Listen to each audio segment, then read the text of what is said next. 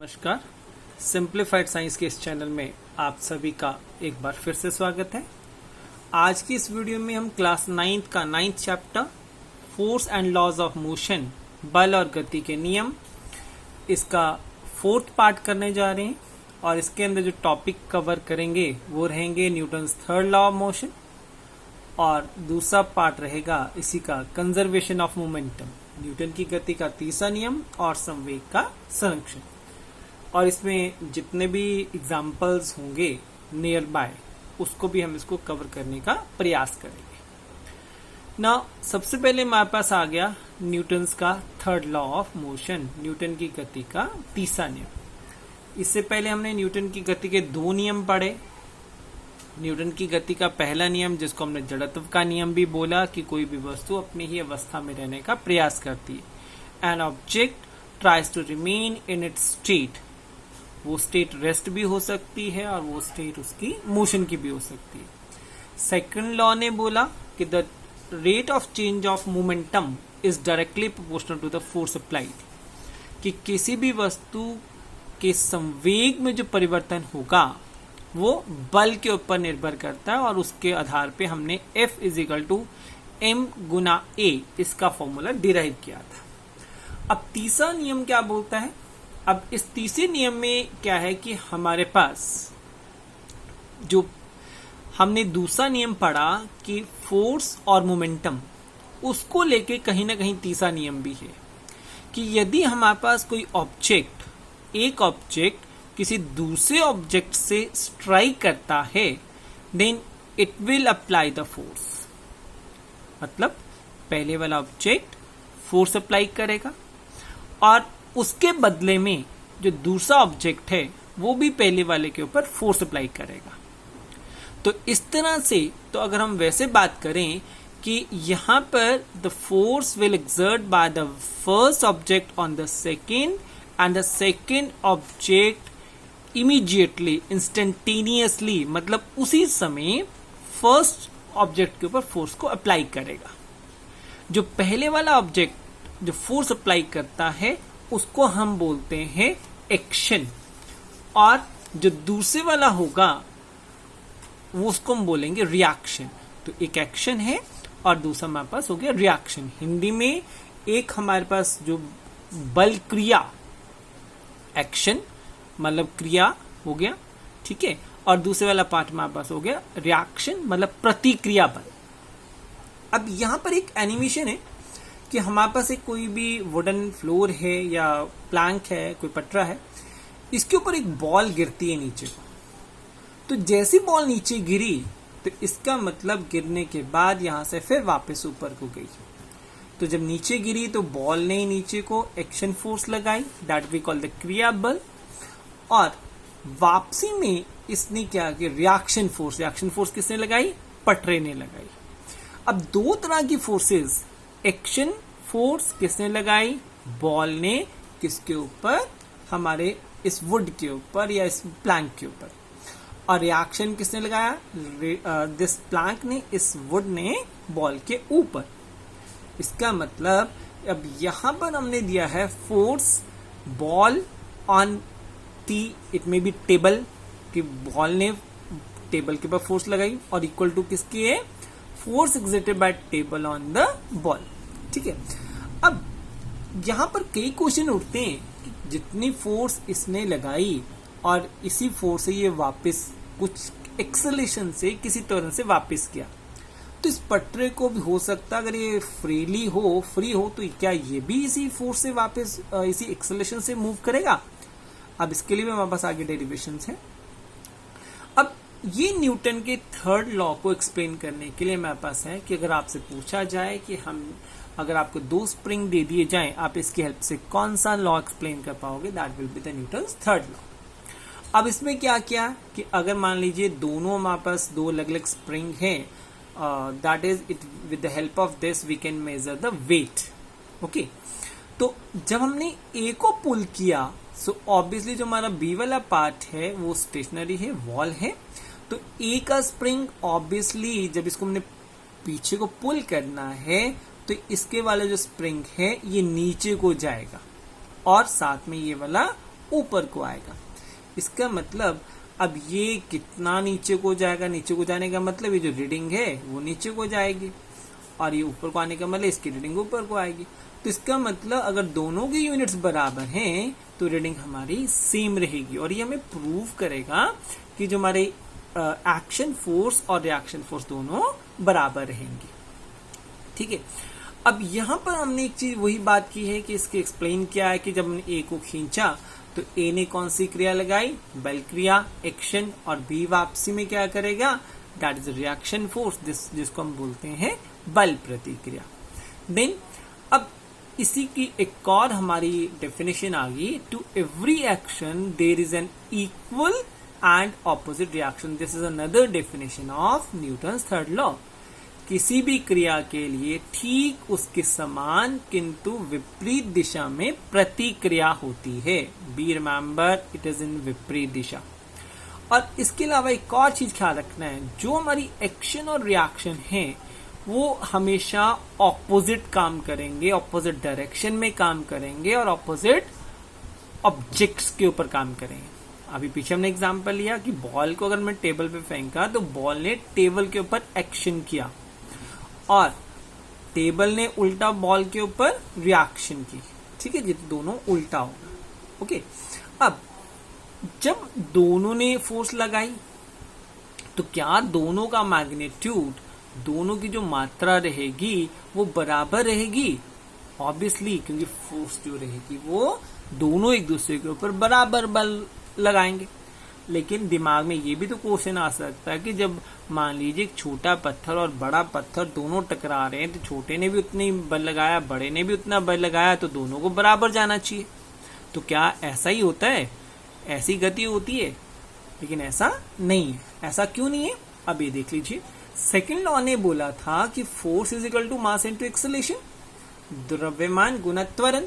अगर हम यहां से त्वरण निकालने की कोशिश करें तो द्रव्यमान नीचे आ जाएगा, तो त्वरण क्या हो गया, बल बटा द्रव्यमान, मतलब फोर्स अपॉन मास। अगर किसी का मास ज्यादा है, क्योंकि फोर्स तो बराबर है, अगर मास ज्यादा होगा तो एक्सेलरेशन हमारी कम हो जाएगी, मास कम होगा तो एक्सेलरेशन हमारा बढ़ जाएगा। इसका मतलब इसी के एग्जाम्पल को अगर हम एग्जाम्पल ले लेते हैं कि मान लीजिए एक मोटर बाइक, स्कूटर चल रहा है और सामने से कार आ रही है, दोनों की स्ट्राइक होती है, दोनों की टक्कर होती है, तो फोर्स दोनों पे बराबर लगेगा। लेकिन बाइक का मास कम होने के कारण टकराने के बाद उसकी एक्सेलरेशन ज्यादा हो जाएगी, मतलब टकरा के वो ज्यादा दूर तक जाएगा। लेकिन जो बड़ी गाड़ी है उसका मास ज्यादा है, इसलिए वो टकराने के बाद उसका जो त्वरण होगा वो कम होगा। ठीक है, तो ये आपका सेकेंड लॉ। इसके अंदर सेकेंड लॉ भी कहीं ना कहीं यहाँ पर हेल्पफुल है। अब इसी तरह से हमारे पास थर्ड लॉ के ऊपर एक और एग्जांपल दिया हुआ है कि जब हमने इसको गन को फायर किया है तो ऑब्वियसली गन के जो बुलेट ने आगे क्या करनी है, एक्शन। तो जैसे ही एक्शन करेगा, ये जो इसकी स्प्रिंग है वो रिकॉइलिंग ऑफ गन बोलते हैं इसको, recoil force of a gun बोलेंगे, और ये वापस आएगा। तो इसका मतलब जब वापस आएगा तो जिसने इसको पकड़ा उसको झटका लगेगा। ठीक है, अगेन तो जिस एक्सेलरेशन से ये गोली गई, क्या उसी एक्सेलरेशन से गन पीछे आएगी? एक्सेलरेशन दोनों का बराबर नहीं होगा, because acceleration depend upon the mass. हाँ, जिस फोर्स से गोली आगे जाई उसी फोर्स से ये जो हमारी कॉइल है ये वापिस आएगी, जो स्प्रिंग है वापिस आएगा, मतलब force is the same, but इसकी एक्सेलरेशन ज्यादा होगी और इसकी एक्सेलरेशन कम होगी। अब इसको समझाने के लिए अब हमारे पास एक छोटा सा वीडियो है, अब ये देख लीजिए कि अगर हम इसको फायर करते हैं, this is a force of GB gun on the bullet, और वापस क्या हो गया, बुलेट ऑन द गन। अब दोनों की फोर्सेस लगी, मतलब गन ने बुलेट पे, बुलेट ने गन पे लगाई, that is action and reaction. अब दोनों की फोर्स तो बराबर है, बराबर मतलब जो गन ने अप्लाई किया किसके ऊपर, बुलेट के ऊपर, और जो बुलेट ने गन पे किया, तो हमारे पास एक्सेलरेशन कितनी आ गई बुलेट की, acceleration of B, A B stand for, A stand for acceleration, B stand for bullet. तो ये हमारे पास आ जाएगा, दोनों बराबर है, लेकिन acceleration of B will be greater. क्यों ये ज्यादा होगा, इसके लिए आपको वो हमने जो डेरिवेशन बताई थी कि उस डेरिवेशन के अकॉर्डिंग जिसका मास ज्यादा होगा उसकी एक्सेलरेशन हमारी कम हो जाएगी। ठीक है, अब एक एग्जांपल और देखिए कि अगर ये किसी ने कोई बोट के ऊपर बैठा है तो बोट से अगर उसने शोर के ऊपर उतरना है तो ऑब्वियसली ये पांव से क्या करेगा, it will apply the action on the boat. Okay, और रिएक्शन में क्या होगा, ऑब्वियसली ये बोट पीछे चली जाएगी। ओके जी, तो यहां पर क्या हुआ कि जैसे ही सेलर ने जंप किया it forces the boat move it's backward. Okay, तो अब ये इस केस में अगर मान लीजिए इनकी जजमेंट प्रॉपर नहीं हुई, क्योंकि जैसे ही इन्होंने एक्शन किया ऑब्वियसली आगे मूवमेंट के लिए तो बोट हमारी पीछे चली गई। ठीक है, तो क्या ये सभी केसेस के लिए होगा, अब ये एक वीडियो है इसके लिए। अब देखिए, अब आगे गया, इट मीन्स उसकी फोर्स से बोट पीछे चली गई, उसने तो फोर्स लगाई थी आगे के लिए, तो इसका मतलब इट विल मूव बैकवर्ड। लेकिन जितना यहाँ एक्सेलरेशन डेवलप होगा उतना एक्सेलरेशन यहाँ डेवलप नहीं होगा। द रीजन बीइंग यहाँ पे हमारी जो बड़ी शिप है उसका मास ज्यादा है। तो इसका मतलब बैक के लिए हमें ये भी देखना है कि उसका मास कितना है। ठीक है जी, अब ये आपके बड़ा सिंपल सा एक्सपेरिमेंट है। अब इसको एनिमेशन के द्वारा तैयार किया गया। आप देख लीजिए कि यहाँ पे बैलून हमने स्ट्रॉ से चिपका दिया और इसको हमने अनटाई करना है। तो जब इसको अनटाई करेंगे सो ऑब्वियसली ये हमारे पास आगे चला गया। तो इट मीन्स अब हुआ क्या, एयर और बैलून की डायरेक्शन दोनों ऑपोजिट है। एयर पीछे को जा रही है, बैलून हमारा आगे को जा रहा है। ओके, तो ये एयर ने क्या किया, एक्शन किया पीछे की तरफ, और क्योंकि जो एयर कौन सी एयर, जो बैलून के अंदर थी, और रिवर्स क्या हुआ कि ये फोर्स लगी और ये आगे को मूवमेंट। और इसी बेस के ऊपर हमारे जितने भी प्रोजेक्टाइल्स वर्क करते हैं, जितने भी हमारे स्पेस क्राफ्ट जाते हैं, उनके ऊपर भी यही रीजन है कि जितना वो फ्यूल प्रेशर अप्लाई करेगा तो अर्थ भी उसके ऊपर उतना रिवर्ट बैक करती है। That's is according to the Newton's third law. Then अगला टॉपिक है कंजर्वेशन ऑफ मोमेंटम। अब मोमेंटम हमने पहले भी किया। What is a momentum, mass into velocity, द्रव्यमान गुना वेग। ओके, तो ये बोलता है कि अगर मान लीजिए दो वस्तुएं टकरा गई तो टकराने के बाद इनका जो कुल मोमेंटम है, कुल संवेग दोनों का, वो बराबर रहेगा। मान लीजिए ये ma है द्रव्यमान है, ये दूसरे का द्रव्यमान है, इसका अपनी गति है आरंभिक, इसकी आरंभिक गति इसकी अलग है।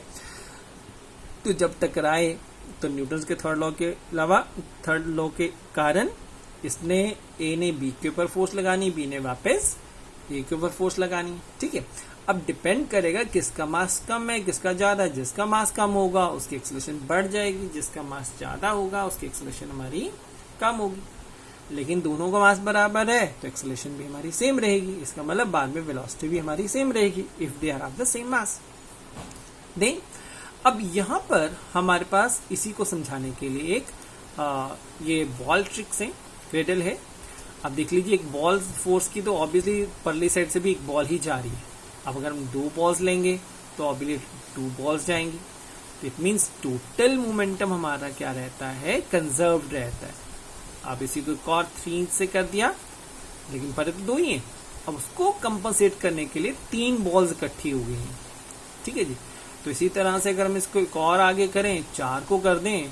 अब 4 वाले एक ही बॉल पे फोर्स लगा रहे हैं, लेकिन उसको मोमेंटम कंजर्व करने के लिए अब देख लिये मूवमेंट एक तरफ से चारों की इकट्ठी हो रही है। So this is as per the conservation of the momentum. अब यही हमारे पास प्लेयर्स की बात आ रही है कि 2 प्लेयर्स हैं, एक की स्पीड 5 मीटर पर सेकेंड है, दूसरे की 6 मीटर पर सेकेंड है। एक का मास ज्यादा है, एक का कम है। तो ऑब्वियसली जब वो स्ट्राइक करेंगे तो ऑब्वियसली दोनों स्ट्राइक करने के बाद अगर चिपक जाते हैं, इकट्ठे हो जाते हैं, तो मास हमारा बढ़ जाएगा।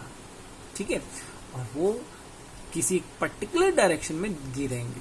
ठीक है, तो ये है depend upon the conservation of the momentum. इसका मतलब अगर हमारे पास कोई हल्की चीज भी है और उसकी फोर्स लगती है बराबर, तो उसका जो मोमेंटम रहेगा वो ज्यादा रहेगा, उसकी एक्सेलरेशन ज्यादा हो जाएगी। और यही रीजन है कि बुलेट का इम्पैक्ट ज्यादा होता है।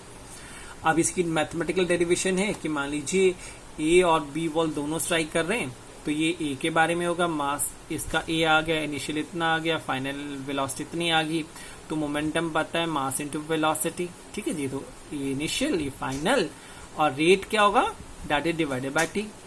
अभी होगा क्या, m a v a minus m a u a, ठीक है। लेकिन हमने मास कॉमन ले लिया तो v minus U upon T, T का मतलब पर यूनिट टाइम, तो ये रेट आ गया। उसी तरह से हमारा बी वाली बॉल का भी आ जाएगा, ठीक है। तो थर्ड लॉ ने क्या बोला, दोनों की फोर्स बराबर रहेगी, force of A on B and force of B on A. अब माइनस क्यों किया, the reason being they will exert on each other but in opposite direction, ठीक है जी।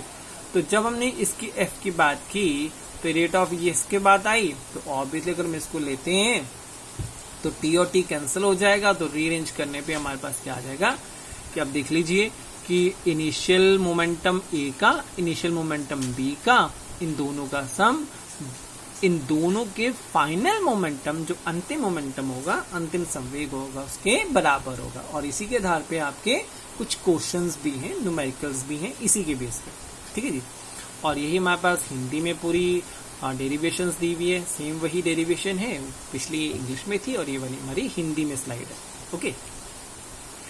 अब ये देख लीजिए कि अब 40 kg की गर्ल है, भागते भागते वो 5 मीटर पर सेकेंड इसकी स्पीड है, और 3 kg वाले किसी रोलर स्केट्स के ऊपर या कोई भी स्लाइडिंग आपके बोर्ड है उसके ऊपर आती है। अब ये स्टार्टिंग में स्टेशनरी है, मतलब ये 0 है और ये 3 है, तो इसका इनिशियल मोमेंटम 0 रहेगा, ठीक है। इसका अपना होगा 40 into 5, ओके।